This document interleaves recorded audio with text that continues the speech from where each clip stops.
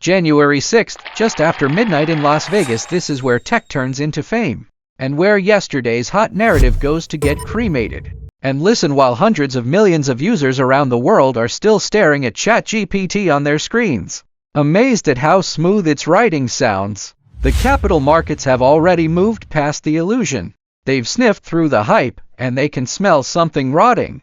That night, Jensen Huang, the leather jacket preacher, stood at center stage and, with the posture of a judge reading a sentence, fired the last shot into the version of generative AI that got worshipped for the past 3 years. You didn't even need a translator to hear the violence inside his opening line. AI is shifting from generative AI to physical AI. That is not a technical roadmap update. That is an asset repricing event. It means the screen era AI, the era where AI is a chat buddy, a writing tool, a picture generator, has officially become a bad debt in the eyes of capital. Why? Because Wall Street's patience has a limit. 3 years, trillions of dollars. And what did we get? Smarter chatbots, more realistic AI art.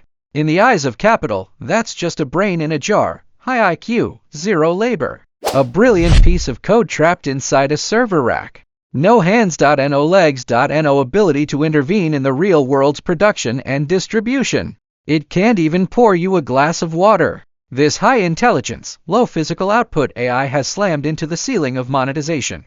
And what Jensen did tonight was press the start button for silicon becoming physical. Because in the next decade, capital doesn't need a fragile scholar who can write poetry. Capital needs a silicon gangster that can storm a factory, drive on highways, and take over the physical world. Now someone will jump out and say, but ChatGPT is still insanely popular, how can it be abandoned? That linear thinking is exactly how retail gets harvested. So let's cut through the surface and look at the core reason generative AI must be abandoned.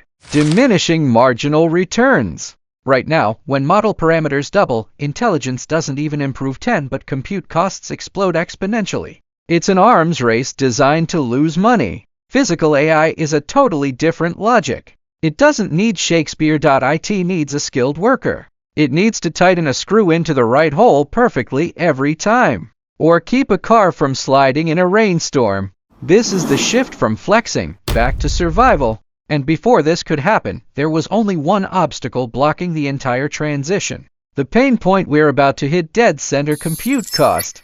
If it costs more to let AI control a robot than it costs to hire a human worker, then AI is a sci-fi toy.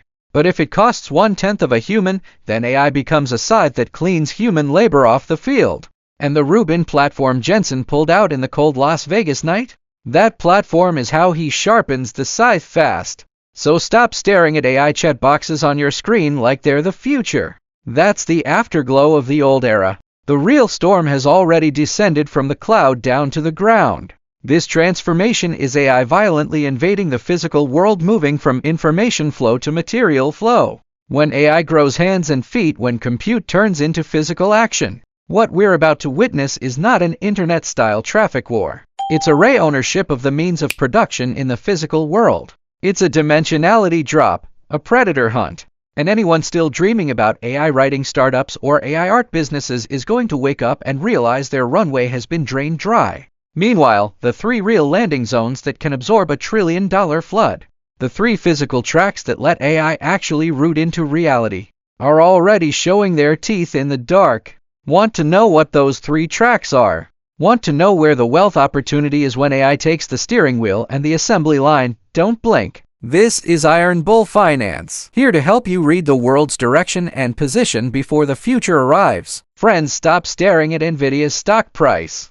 If you only see the stock going up, you're on layer 1. If you see Jensen releasing a new platform and think it's just another product cycle, you're still on layer 2. But if you truly understand what happened on that stage, your back should be drenched in cold sweat.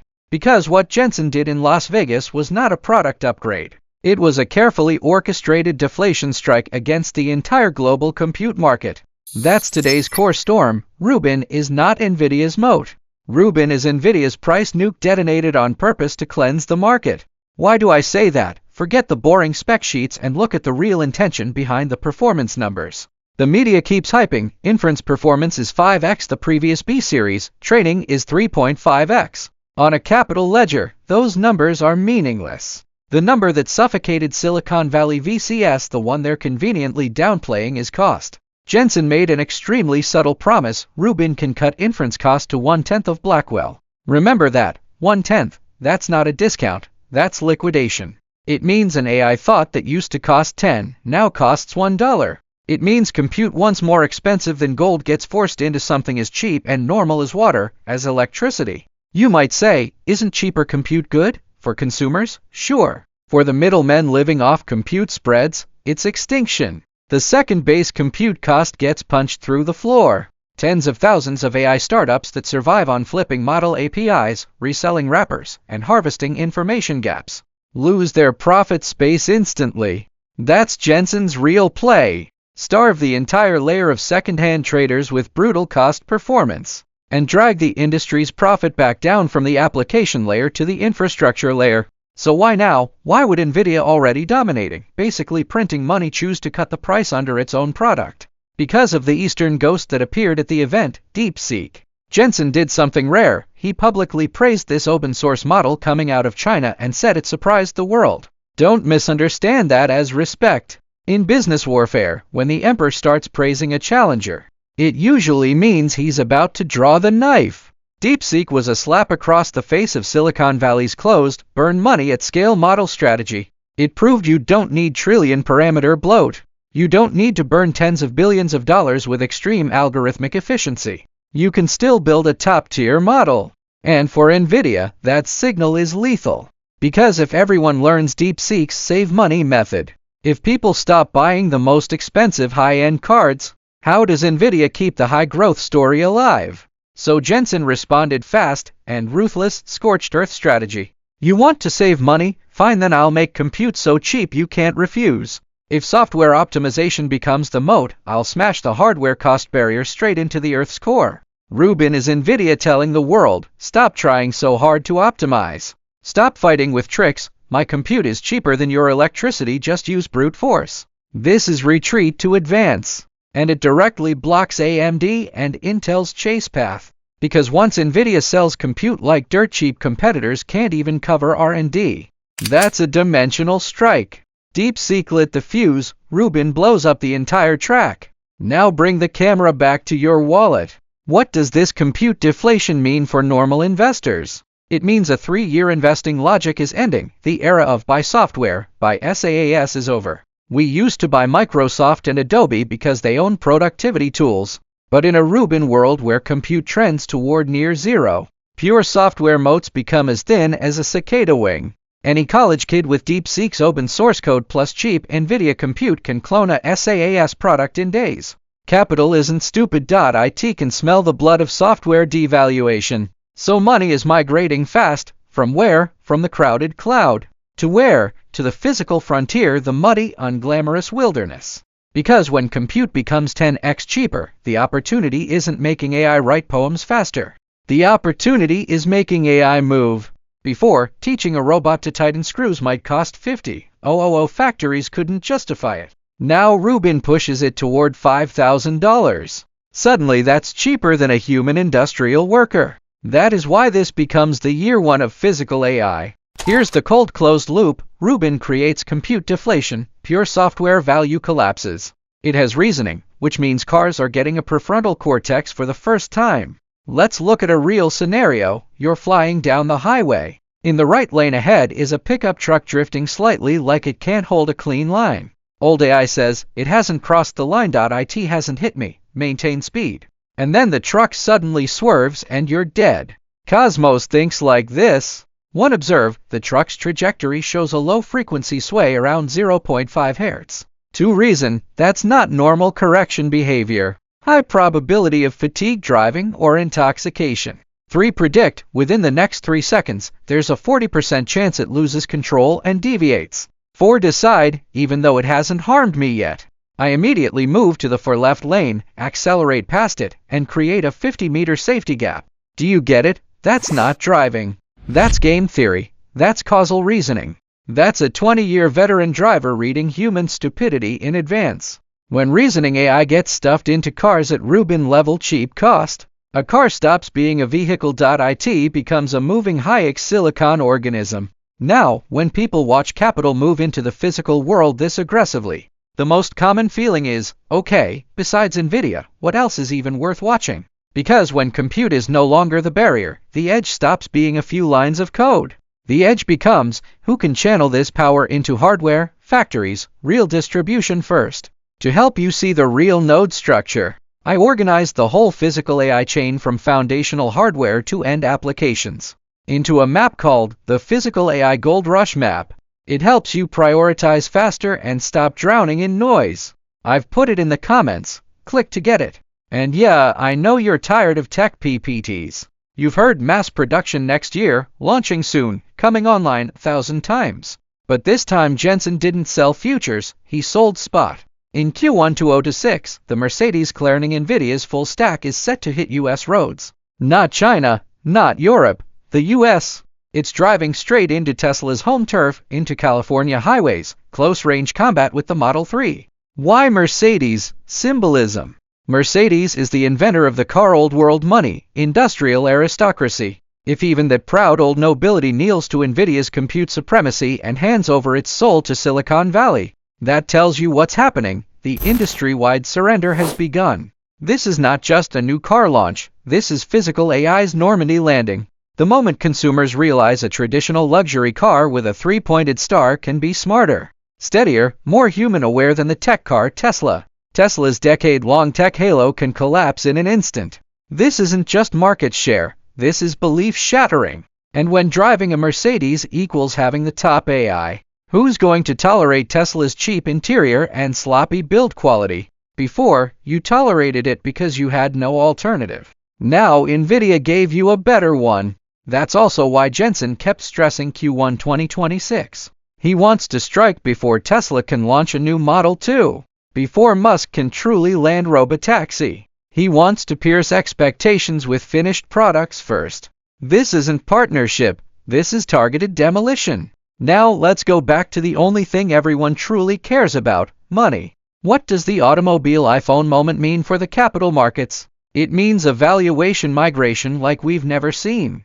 Historically, how did we value automakers? Units sold. Gross margin 15% or 20%. Manufacturing multiples maybe 10x PE. That's why Toyota sells 10 million cars, yet still gets valued below Tesla selling 1 million.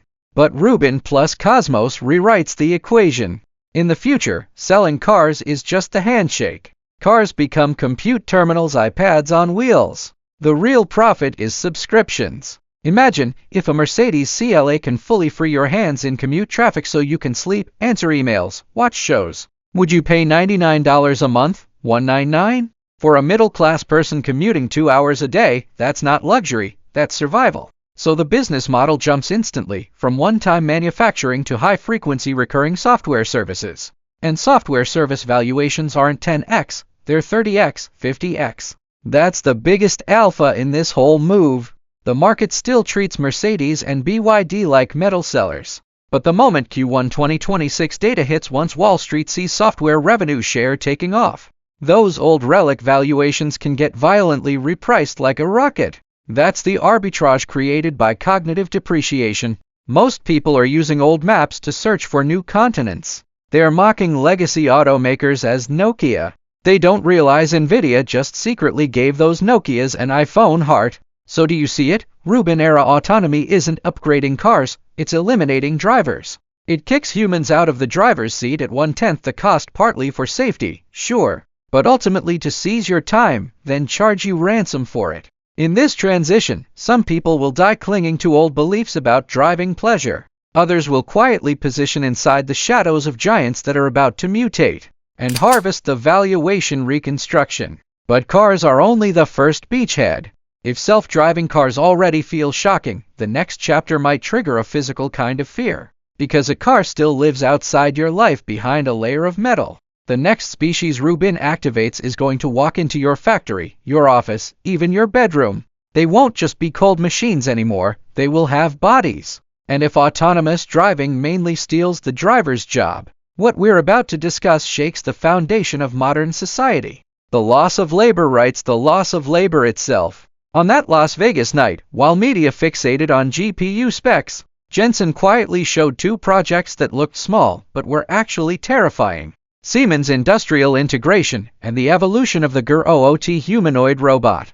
This isn't tech demos, this is the death countdown of carbon-based labor. For 300 years, industrial revolutions were human plus machine, machines assisted, humans ruled. But Rubin plus physical AI is rewriting it into robot minus human. Why couldn't we do this before? Same core reason, too expensive. To make robots as flexible as humans required insane compute costs. A robot that can fold laundry if its compute cost is $50 an hour, just hire a nanny. But Rubin cuts inference costs by around 90%. When silicon hourly wages crash from $50 to $5, even $0.5.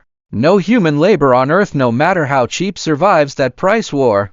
This is species-level dumping, and capital is bloodthirsty. The moment it sees silicon workers that never get tired, never unionize, don't need healthcare, and cost 1/10 of humans, it will kick humans out of factories, out of services, out of everything. The first thing Rubin flattens is the factory. Jensen announced Siemens has fully integrated NVIDIA tech into industrial workflows. This isn't a faster controller, this is a dimensional leap. With Cosmos as a world model, industrial robots stop being blind and deaf. Before, robotic arms could only repeat fixed code. If a screw shifted 1 millimeter, it couldn't tighten it. Sometimes it would jam the entire line. But with Cosmos, the robot gains physical intuition. Cosmos teaches AI gravity, friction, material elasticity. Nobody needs to hard code, too much force breaks it. The robot trained 1 billion times in simulation.it understands physics, which means factories can become fully lights-out automated. No lights needed. From raw input to finished shipment, AI decides and executes. Humans get compressed into press a button, collect money. Geopolitically, that is a nuclear weapon. The last 30 years of globalization was hunt cheap labor. America shipped factories to Asia because Asia was cheap. But when Rubin makes compute cheaper than labor, American capital will suddenly realize, why build overseas? I can build a fully automated factory in Texas cheaper than Southeast Asia. That's the real truth behind manufacturing returning. Not tariffs, not politics, compute. For developing countries dependent on population dividends, this isn't failed industrial upgrade. This is a severed national destiny. And if factories feel distant, here comes the part that kicks your door open. GR-OOT, the foundation model for humanoid robots. With Rubin behind it, GR-OOT evolves a feature that makes sci-fi horror films feel real: long-term memory. Old assistants like Siri or Alexa are goldfish memory talk, forget. But a GR-OOT-powered robot remembers. It remembers you casually mentioned back pain last month. It remembers where you hide your private cache. It remembers who you called. It stops being a cold appliance. It becomes the household observer holding the greatest information power inside the home. Commercially, this is also a cost revolution. Imagine a nanny robot with Stanford PhD-level understanding and professional caregiver skills, and its compute subscription drops from $1,000 a month to $100. That market detonates. It stops being a rich person's toy. It drops down like smartphones did 20 years ago into the middle class. That's the trillion-dollar embodied intelligence wind. After cars, this may be the biggest consumer market in human history. Whoever ships the first general-purpose humanoid robot priced under $20,000 with compute subscription under $100, that's the next Apple. Now the puzzle is complete. Rubin launches. Compute cost collapses by 90. Software or SaaS moats crack. Money flees software. Money floods physical AI. Autonomous driving, industrial robotics, humanoid robotics, 3 giant plates light up. So what's the survival code for normal people? Stop only watching NVIDIA. NVIDIA sells shovels. Early in a gold rush, shovels are king. But now shovels are getting cheap everywhere. The next decade's real extreme profit belongs to the ones who use the shovels to hit the gold mine. Your investing radar has to lock on 3 categories. 1. The autonomous driving accelerators. Don't only look at Tesla. Watch the legacy automakers Mercedes-style who drop the burden of self-developing and fully embrace NVIDIA's stack. They can be repriced from scrap metal into software giants. 2. The industrial operators. Watch industrial software giants like Siemens, those who can truly land Cosmos inside factories. They hold the new operating system of manufacturing. 3. The humanoid robot unicorns. This is still a private market battlefield. Look for startups that plug into the Guru OT ecosystem first and can solve hardware mass production costs. Somewhere inside that pile is a future 10x, 100x, maybe 1000x. Let me end the video with one sentence. GPT taught AI how to talk. That's virtual entertainment. Rubin teaches AI how to work. That's real survival. When compute becomes as cheap and everywhere as air, every atom of the physical world will get reshaped by AI. This is silicon civilization softly swapping carbon civilization out of the driver's seat. You can choose fear, bury your head in the sand and keep dreaming the old era. Or you can choose awakening, get your shareholder ticket into the new world before the machine roar fully starts. Because in the future there may be only two types of people, those who own the robots, and those who get replaced by them. The choice is yours. And yes, Rubin marks the moment AI moves from a pure software generative phase into a physical, hardware-centered phase.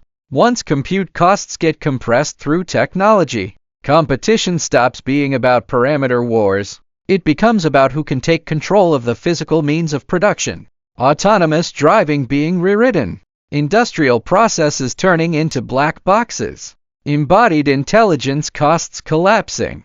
I organized a physical AI gold rush map that summarizes the key infrastructure nodes and the humanoid robot supply chain. It's in the comments, click to grab it. If this video helped you see the market's other side, hit the like button. Your like helps more investors see the truth. And subscribe to the channel Iron Bull Finance. Next time the wind changes, you'll be the first to get the signal.